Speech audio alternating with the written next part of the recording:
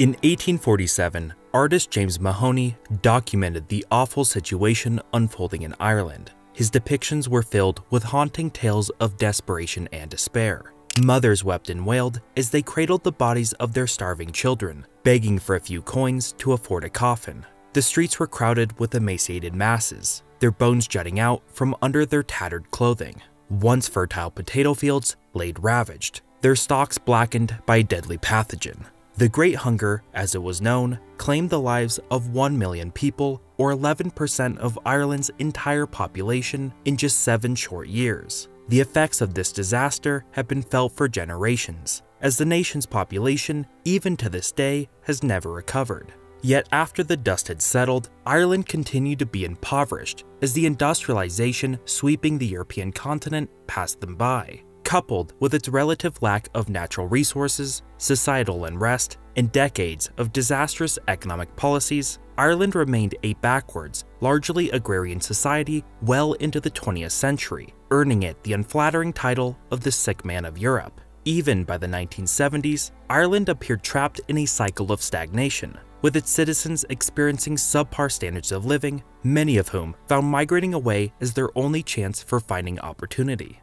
Yet today, if you look at a list of the world's richest nations, you'll see something truly astounding. If you exclude micronations, Ireland is now the second richest country in the world. Its citizens are among the most educated, wealthy, and happiest of any nation. But to the naked eye and the foundational principles of macroeconomics, it makes little sense how this was achieved so rapidly. Unlike the other countries on the list, Ireland does not have any inherent qualities that make it especially primed for prosperity. It does not have trillions of dollars of oil like Norway and Qatar. Its population is not minute like Luxembourg and Singapore, which makes it harder to achieve rapid growth. And it's not more educated or historically wealthy like Switzerland. But maybe the most bizarre thing about Ireland's economy today is that it continues to grow at rates that should just not be possible for a highly developed nation. Take 2015 for example, in which the aggregate GDP growth of the other 5 nations discussed was 2.76%.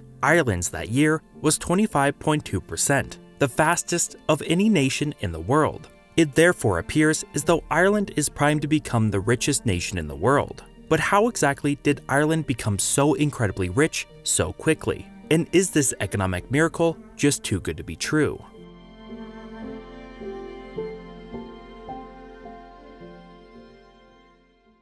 This video is sponsored by Crossout, an amazingly fun online vehicle shooter game where all vehicles are player-made. Utilizing a huge arsenal of parts, you have complete creative freedom to come up with your ultimate battle vehicle. From tanks with chainsaws to pickup trucks with lasers, the only limit is your creativity. And thanks to its intuitive design, the game is incredibly easy to get into. Build your vehicle from scratch, test it out, then quickly jump into one of the many exciting game modes. From fast-paced PvP games, PvE raids, and special and seasonal modes like racing and even football, Crossout truly has it all. So join me in the action today on PC, PlayStation 4, PlayStation 5, Xbox One, and Xbox Series X and S. There is no purchase necessary, just click the link in my description to play for free and get your exclusive bonus.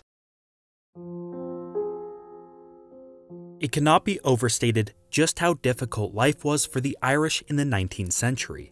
At the time, Ireland was under the control of the British Empire, which not only exploited the country's resources, but also treated its people as second-class citizens. The Irish economy itself was archaic, with 90% of the workforce engaged in simple agriculture, most of which was subsistence farming. To make matters worse, laws and social traditions dictated that all sons would inherit equal shares of their father's land, leading to smaller and smaller plots with each successive generation. This meant less food and less efficiency in production, as small plots were inferior to large estates in terms of their ability to invest in better tools and allocate labor more efficiently. As a result, the population was trapped in ever-worsening conditions, and when combined with Ireland's lack of coal, iron, and sufficient capital, the prospect of industrializing like its neighboring nations was impossible. In fact, by the time Southern Ireland became independent some 70 years after the famine, it had only a few factories, breweries, and textile mills.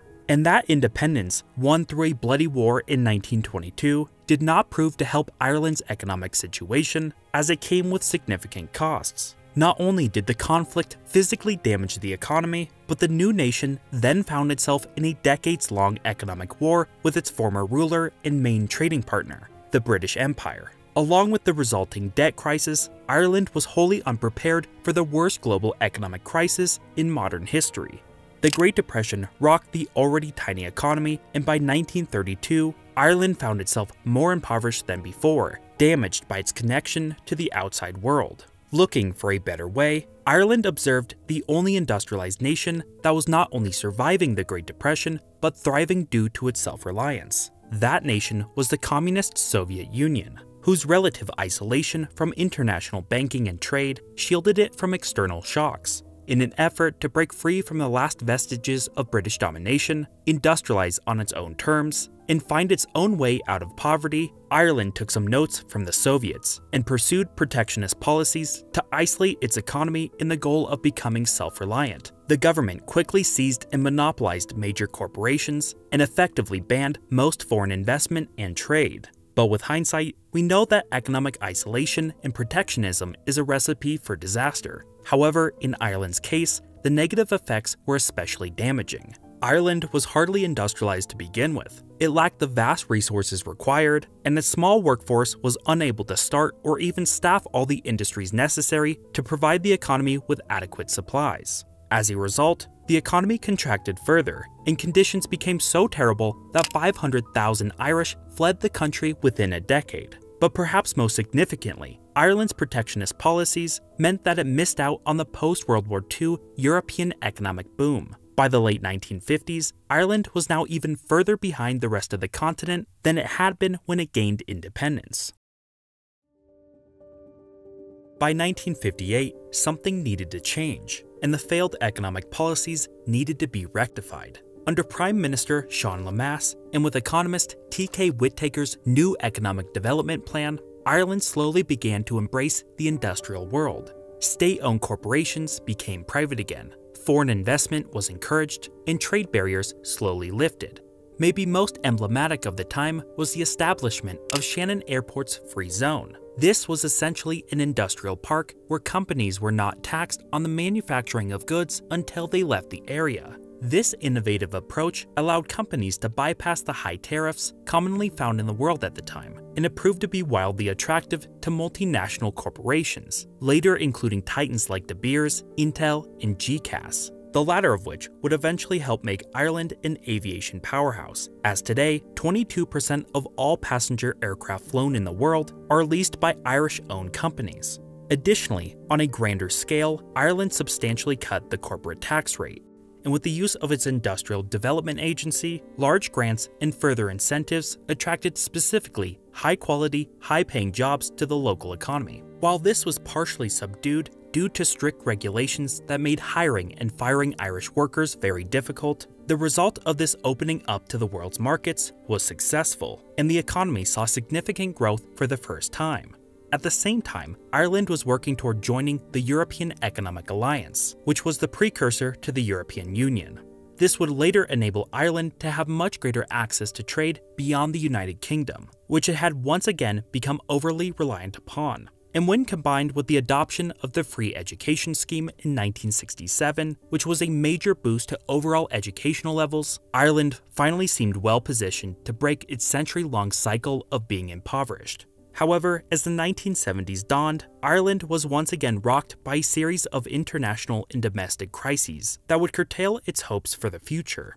A combination of untethered government spending, 2 international oil crises, a still over-reliance on the British economy, a handful of major bank strikes, and taxes on middle-income workers being as high as 60% caused the economy to erode and then stagnate. The following 2 decades then saw a toxic mix of extreme unemployment peaking above 20%, sustained and dramatic inflation, and massive public debt.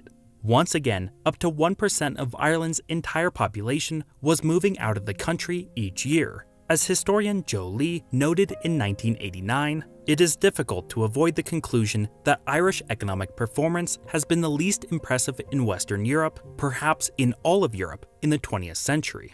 Once again, it was time for a change. and Ireland began to open up its economy further. It slashed taxes for Irish workers. Across the board, it lowered corporate taxes to 10%, well below the European average of 35%, and it significantly rolled back government spending. It knew this would bring an increase in foreign investment by multinational corporations, just like it did in 1958. But this time, it wanted to maximize results for Irish workers. It did this counterintuitively by overhauling employment regulations, making it much easier to fire and hire workers. All of this would eventually make Ireland the third most business-friendly nation in the world. And it could not have been known at the time, but these efforts and a combination of unique circumstances would allow Ireland to undergo one of the most dramatic economic miracles in history. In less than a decade, Ireland would go from one of the poorest Western European nations to one of the richest. In 1993, the European Union and its single market was founded, in which Ireland was now a part of. The major benefit to this was a substantial cutdown on the regulations, hassle, and ultimately the price of trade between European Union members. One fantastic immediate result for Ireland was a quadrupling in the value of its agricultural exports. On top of this, it would receive significant subsidies and developmental loans to expand education, infrastructure, and human capital investment. Yet most importantly to Ireland was that it now had a backdoor into the European market that multinational corporations could use to avoid tariffs and taxes. Combined with Ireland's already low corporate tax, its well-educated, English-speaking, and relatively cheap-to-hire workforce, and its prime geographical location between the United States and Europe, Ireland became an incredibly attractive location for US companies to relocate and/or expand operations. This was especially true for high-tech manufacturing, research and development, and financial services, the timing of which could not have been more perfect, as the US was undergoing its own economic boom and very low interest rates supercharged investments. The sheer amount of investment that would flood Ireland in the 1990s was colossal in its scale. In just 10 years, foreign investment as a component of Ireland's economy went from 2.2% to an astounding 49.2%.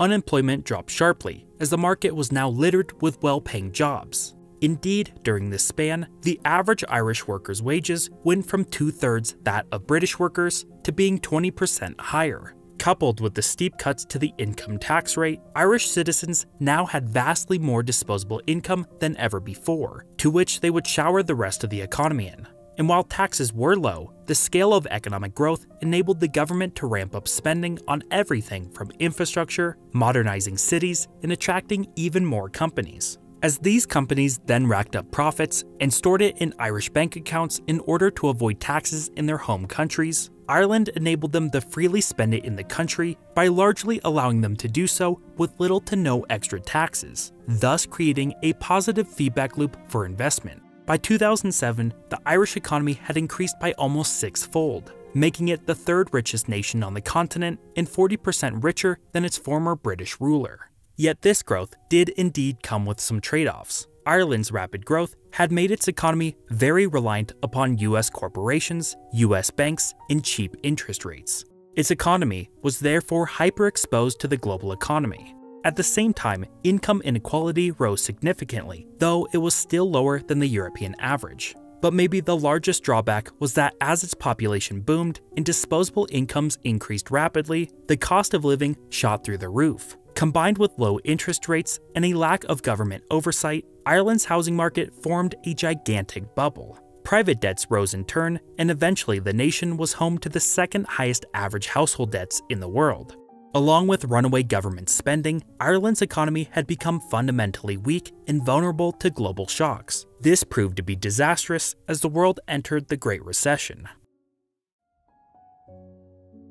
As the US housing market collapsed violently in 2007, eventually taking the world's economy with it, Ireland was hit particularly hard. Housing prices in Dublin decreased by 56%. Widespread defaults sent banks into crisis, and unemployment rose sharply as companies laid off significant portions of their workforce. The entire economy contracted by almost a quarter. As the Irish government stared down the barrel of bankruptcy, it asked and received a titanic bailout by the IMF and the European Union worth €67.5 billion, or 40% of Ireland's total GDP. as concessions for the dramatic bailout, the government took harsh austerity measures, including a significant decrease in state employees' pay, the closing of some 41 government institutions, and a general decrease in government spending. The economy stabilized and then started modest growth by 2013. Yet it appeared as though the Irish economic miracle had finally come to an end. But something truly strange happened in 2015. Ireland reported that in a single year, its economy grew by a staggering 25.2%. To put that into perspective, the second fastest growing economy that year was Ethiopia at 10.4%. 25.2% is a GDP growth figure that should just not be possible for an already rich and developed nation. Therefore, it makes sense why immediately this set off alarm bells for economists who suspected something fishy was going on. And they were right. That year, Apple had initiated a gigantic transfer of $300 billion worth of intangible assets to its Irish subsidiary as part of a decades-long tax avoidance scheme, which was one among many such tools used by large US multinational corporations. Indeed, since the late 80s, Ireland had become the largest tax haven in the world, and actions taken to close its largest tax avoidance tool, known as the Double Irish in 2014, triggered a wave of corporate restructurings. In essence, and without getting into specifics, a now large portion of Ireland's GDP figure had been hyperinflated by revenues that never even touched its economy, and was merely a statistical byproduct of tax evasion. The international and domestic attention this ultimately brought forced the Irish government to start using another metric to measure its economy, known as modified gross national income. In the first year of publishing the new statistic, it was found that Ireland's real economy was 30% smaller than its GDP reported. Not only did this shed new light on the economy, but it brought further international pressure for Ireland to raise its corporate taxes and close its remaining tax schemes. Indeed, Ireland completely closed its major tax loopholes by 2020. So does this mean Ireland's special economic privileges are forever gone, and all those multinational corporations that made it rich are now leaving? The answer is no. Attracting foreign investment, specifically on the scale Ireland did, was more than just having the lowest taxes, and even so, Ireland never had the lowest tax rate to begin with. Today, these companies are choosing to stay in Ireland because they have already invested hundreds of billions of dollars in building the required infrastructure. On top of this, Ireland now has an amazingly skilled and educated workforce that's hard to find anywhere else. And besides the closing of these loopholes, Ireland continues to be a highly business-friendly nation, which makes it a perfect location for global operations. In essence, companies will stay in Ireland because there are no other attractive locations that are worth the cost moving to. But what about the inflated GDP metric? Does this mean Ireland's economic boom only helped foreign companies and not the Irish people themselves? The answer is mostly no. While Ireland's economy is and continues to be overstated, the influx of well-paying jobs and technical expertise that has transformed the economy have made the Irish people much better off than before, and years of investment have opened up opportunities that were just not possible before. However, the very high cost of living will continue to plague its citizens, especially those not employed in highly skilled positions under the foreign company's payroll.